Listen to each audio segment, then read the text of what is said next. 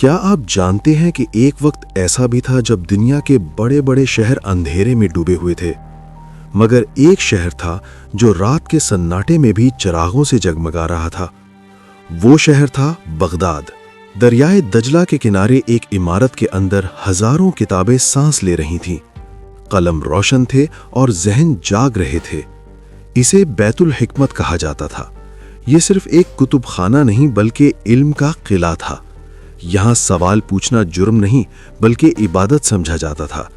یہاں کائنات کے راز کھولنے کی کوشش کی جاتی تھی، کیونکہ مسلمانوں کا یقین تھا کہ جو تخلیق کو سمجھے گا وہ خالق کو بہتر پہچانے گا۔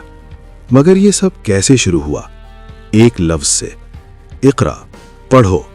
اسی حکم نے ایک ایسی قوم کو جنم دیا جس نے علم کو اپنی شناخت بنا لیا۔ صحرا کے وہ لوگ جن کے پاس نہ عظیم محلات تھے نہ قدیم جامعات، چند صدیوں میں دنیا کے سب سے بڑے علمی رہنما بن گئے۔ اور پھر ایک نام ابھرا، محمد ابن موسیٰ الخوارزمی، جس نے عادات کو زبان دی، حساب کو نظام دیا اور دنیا کی تقدیر بدل دی۔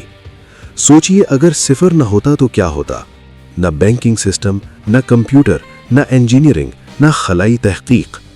الجبر، جسے آج پوری دنیا الجبرا کہتی ہے، اسی مسلم ذہن کی تخلیق تھی۔ الگوریدم کا لفظ انہی کے نام سے نکلا۔ آج ہر موبائل فون، ہر سرچ انجن، ہر ڈیجیٹل نظام انہی اصولوں پر سانس لے رہا ہے۔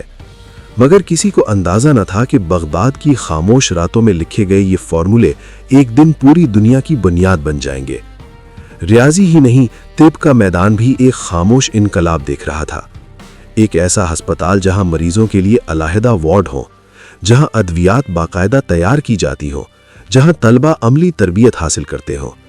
زور دے کر یہ اسلامی دنیا کے